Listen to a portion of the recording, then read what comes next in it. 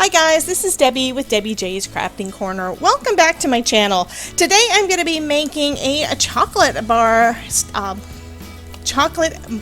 card using the layered chocolate bar stamp set from Kat Scrappiness. I cannot talk this morning, sorry guys. And I'm also going to be using one of the sentiments from the I Love Chocolate stamp set.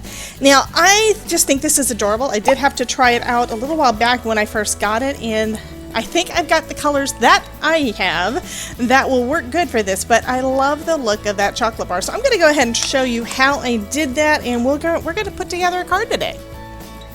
So the colors that I'm going to be using today are Brushed Corduroy, Vintage Photo, and Gathered Twigs. Now what I did when I first got these is I kind of experimented a little bit with the different combinations, and this is the one that gave me what, to me anyway, looks more realistic. So those are the colors that I'm going to be using, and I'm assuming that I'm going to remember which order they're supposed to be in. So I am going to start off with, I think I'm going to go ahead and do the wrapper first though. The way that the stamp set works is there are 3 stamps for each piece of the candy bar. We've got the wrapper, and then we've also got the excuse me, the chocolate itself, and they kind of line up just like that.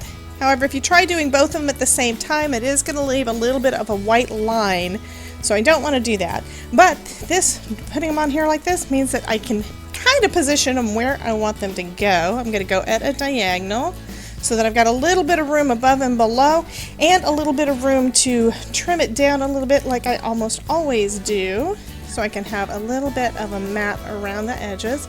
So I'll start with that. And making the wrapper was super easy. I used 1 ink for that one, and that was Memento London Fog. Now I did try it with some silver prior to this, like first time around, and I didn't really like the look, but I did like the way that it looks with the London Fog. So I'm starting with the larger piece.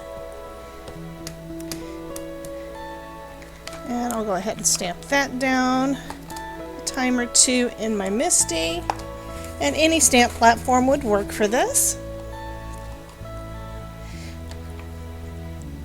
I think that is good enough for the first layer, and then I will do the second layer. Now each layer has a little less ink coverage so that you can get some of those details, and it's really easy to line up. And one reason why I like doing the solid first, to be honest, I'm kind of torn between the two, because I think it might be actually easier to line up the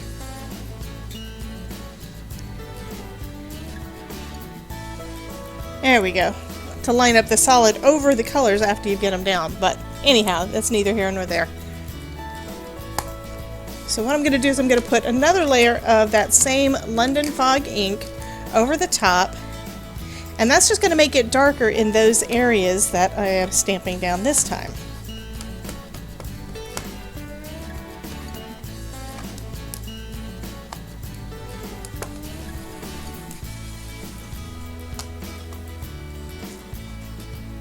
And so now you can see some of the wrinkles in the in the wrapper. Let me take that one up and bring in the last. And I'm going to do pretty much the same exact thing. I'm going to put another layer of London Fog down. And this one has the least amount of stamping space, so it's going to put in the detail. And I think that looks pretty good. Now you could do this in any color. I mean, if you decide that you want a pink wrapper, you could do a pink wrapper. Any of those will work. Okay, next we're going to go on to the chocolate bar. So I'm doing the same thing. I'm getting the solid one, and I'm going to line it up right with the edge of my previous stamping. And I'm talking about the inner ridge. Like there is a slight, the back side is a little bit bigger than the inside, so I'm going to go ahead and do that. Okay, that looks like it's about right. I'm going to go down with that one. I'm going to go down with some brushed corduroy because that is the lightest of my 3 inks.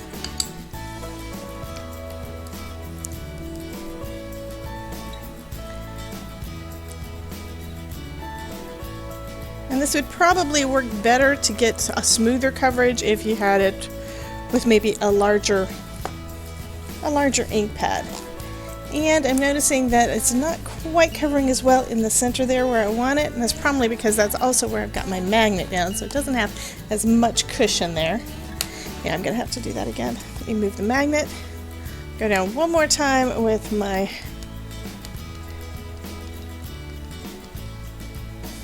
brushed corduroy.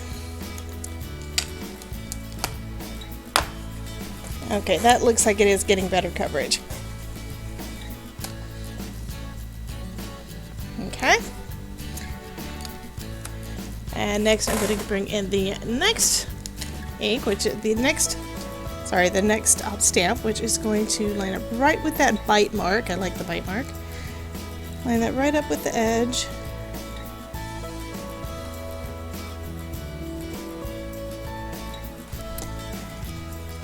And this time I'm going to use some vintage photo.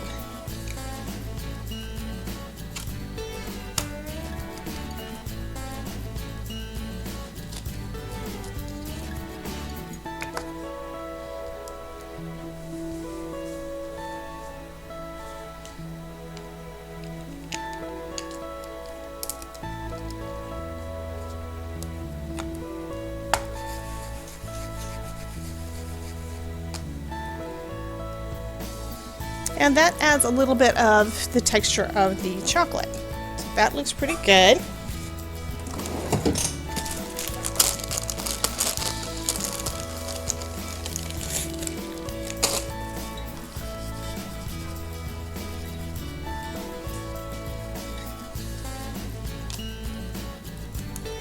And then we're going to go in with the detail line.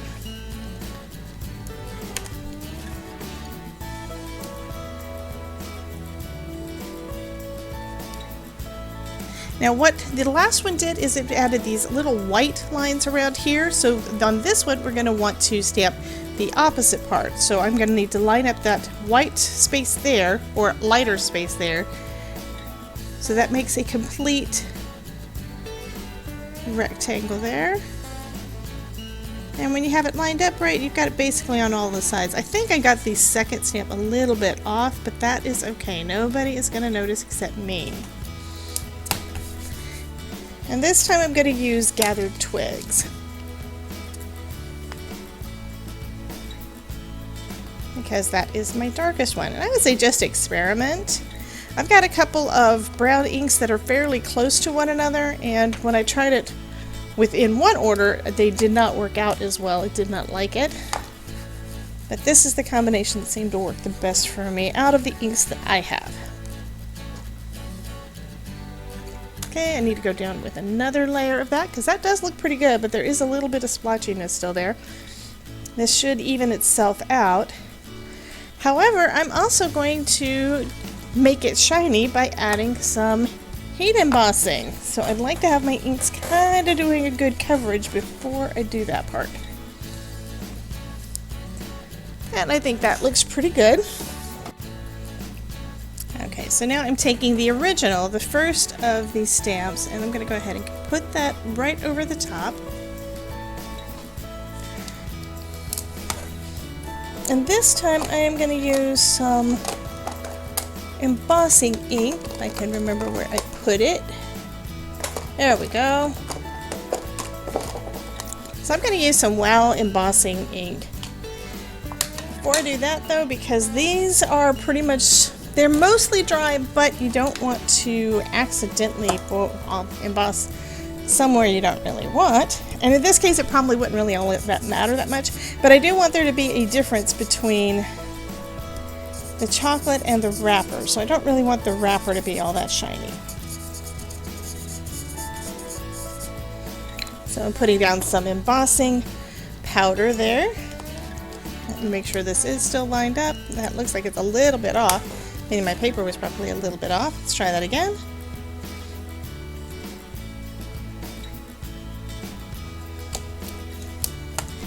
And this time I am going to stamp with my embossing ink. I'm going to stamp it a couple of times to make sure I get good coverage.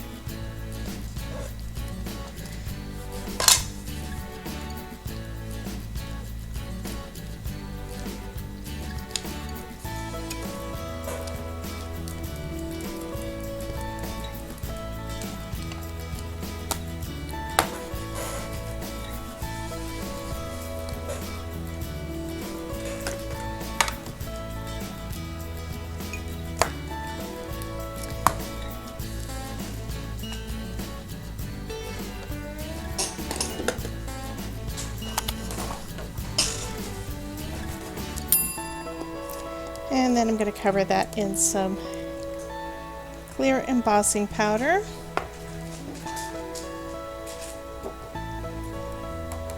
And heat that with my heat tool.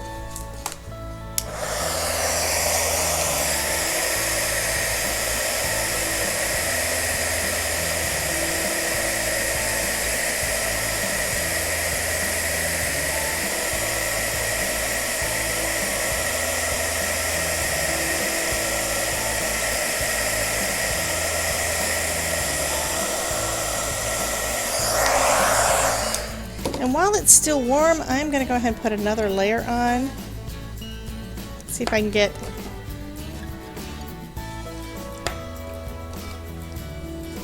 okay, you can tell this side had already cooled a little bit because it didn't grab a hold of the embossing powder as well.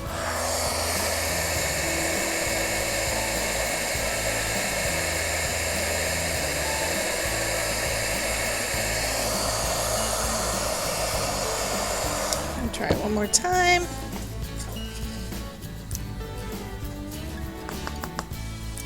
Okay. And I'm just basically making a shinier finish.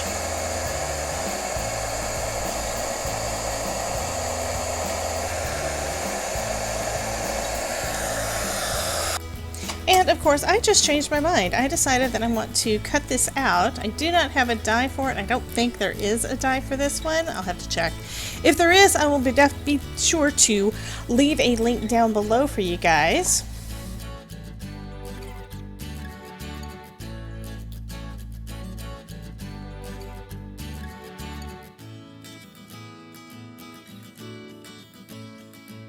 So I'm going to trim down this panel. This is a panel that I made on a recent live stream, so I'm going to go ahead and trim that down. I do kind of like this. I think I'm going to leave that part on there. I'm going to trim this down to 3 3/4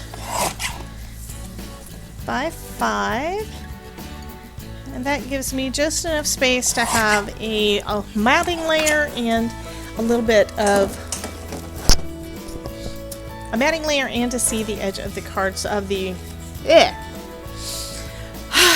that gives me enough room to have a little bit of a matting layer and to have some of the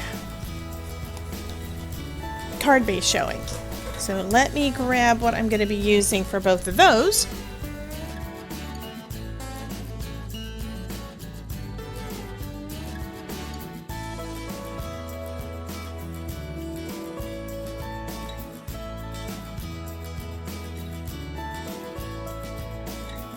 And now that that's all trimmed down, I'm going to add some foam tape to the back. This Scotch foam tape is fairly thin, so it works great to add that little tiny bit of dimension without adding way too much. And I go through this stuff a little too fast. So now after I would take the release paper off, I am also going to add a little bit of art glitter glue so that it has a little bit of wiggle room, just to be on the safe side. Because that's one way that you can give yourself a little bit more time to try to get it lined up, because once this stuff sticks, it sticks. And then removing it means tearing your paper. Unless you use some undo, which I need to get some more of.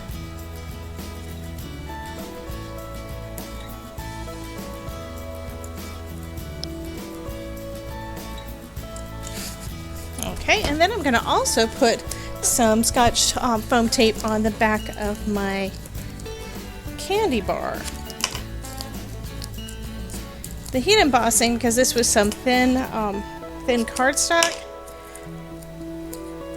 also kind of made it warp a little bit.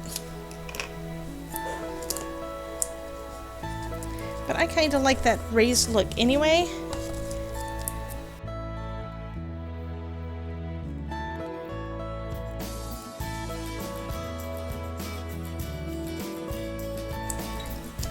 Okay, and I'm going to do the same kind of thing with this. Now, if you're liking this panel here, that one I used the new Nuvo paste from Simon Hurley. The two new colors are kind of blended together on that, so it doesn't quite match either of the two new colors. But I made a couple of panels, had a little extra left over on my palette knife, so I decided to do one more to get all that color down and not waste any of that gorgeousness.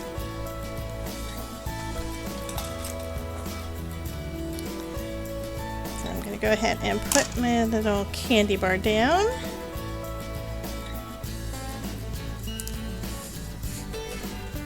And next I just need to put together the sentiment.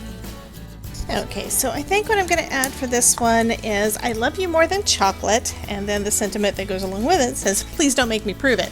So I'm going to add the two sentiments on here, and I'm going to stamp those both.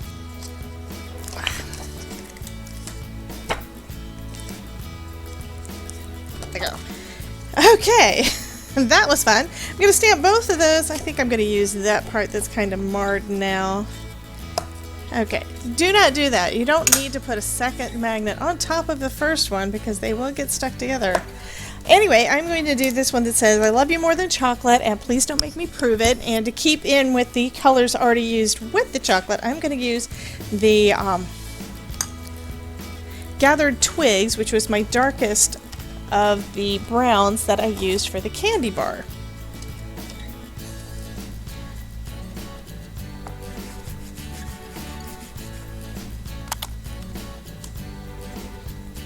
Going to go over that again. These are brand new stamps, so they don't necessarily hold onto the ink that well, not to start off with. And I kind of need to use them more. I've had this on my desk for, I don't know, at least a couple of months, wanting to use it and then having so many other projects I need to get done first that I haven't gotten around to doing it. And now I've got a really good excuse, I guess, to make sure that it gets used like now.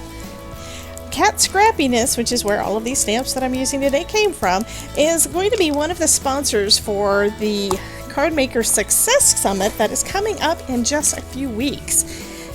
So I am super excited about that. I am one of the speakers. Oh, that looks lovely. I'm one of the speakers at the summit, and it is a free summit. Where did I put my... I'll get a new one. I am one of the speakers at the summit. It is a free summit, so as soon as the registration opens, I will definitely be letting you guys know that. And get this out of the way. I'm going to just go ahead and cut these little guys out. And what we're doing at the summit is we're going to be sharing a lot of different ideas for you to be able to make cards basically all year round. We did do the... Last year they did the Christmas in July kind of thing. That was giving you all these different ideas for doing your Christmas cards, and this time around we're going to be doing all the other ones for year round. And of course, what did I pick? I decided I wanted to go with Halloween because that is when I really get into gear with most of my card making and crafting. I just love Halloween because it gives you the opportunity to play a lot more, because even if you mess up, it always looks good. Anyway, I'm going to be making a card for a Halloween theme that I think you guys will like, and there's going to be a lot more creators in this summit, and that is coming up on February the 17th. So keep an eye out on my channel and on your email if you are on my email list, because I will be definitely sending you out a notification letting you guys know what's going on and when it's happening as soon as you're able to sign up. It's going to be a lot of fun. I watched quite a few of the sessions from the last one, and People like Lauren Taylor, Erin Reed Makes, Lauren Basson. I mean, there's just so many fantastic creators, and we've got a bunch of them on this time around too. So now I have to decide, how do I want to do this? Okay, that would look pretty cute, but I think I need to kind of bubble cut this one and cut it closer to the sentiment so that more of the candy bar shows. I mean, another option for this would be getting out, you know, going over to my scan and cut and having it do all of this fussy work. But you don't have to have one. You can pick up your scissors and do the same kind of thing. And the way to do better cutting is move the panel, move the paper that you're cutting, not necessarily the scissors. Now, I still have the bad habit of cutting, you know, turning my scissors also, but I do turn the paper a bunch more, and that gives you a lot better control. Also, having some real good sharp scissors. Like, I would not use my big scissors for this. They're sharp enough, but they just would not get into those little grooves as easy. So if you want detail work, you're going to want to use some snips of some sort. These are the ones I'm using are from Fiskars. I tried out a pair at my mother-in-law's house back at Thanksgiving during that trip, and it's like, why didn't I have some of these before? Okay, so that I think is going to look better. Yeah, it does show a little bit more of the chocolates. I do like that. And this one, I think I'm going to trim it a little bit closer on this end.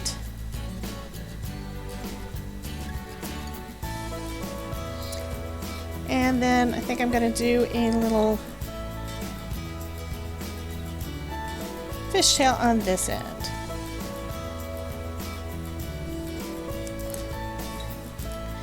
So back to the summit, as I mentioned, Kat Scrappiness is going to be one of the sponsors, and you do know that when I say sponsors, I mean that there's going to be prizes, so you should definitely come and hang out and enter to win, because you can't win if you don't enter, right? Okay, next I'm going to go ahead and add a little more foam tape to the back. I'm going to put it on one side so it doesn't, so I have basically got it flat, and do the same thing for the sentiment, and this card is pretty much done.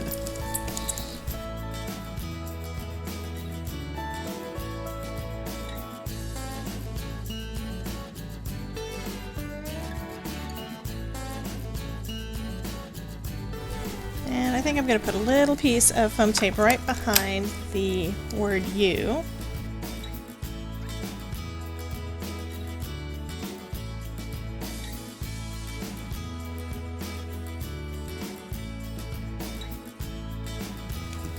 Okay, that looks very pretty. Now I could add some extra gems and such to it like I normally do, but I'm not going to do that this time, mostly because, and he's not in the room, this is going to be a birthday card for my husband. He's not really into cards, but he does like chocolate, so I am going to send him this one that says I love you more than chocolate, and I'll put on the inside something like have a sweet birthday, something like that. Anyway, that's going to finish up this card. Now, if you want to see more card videos where I use some heat embossing or anything like that, check out one of the playlists or videos over here. And you guys have a wonderful day. Remember, if I can make it, you can too. Talk to you soon.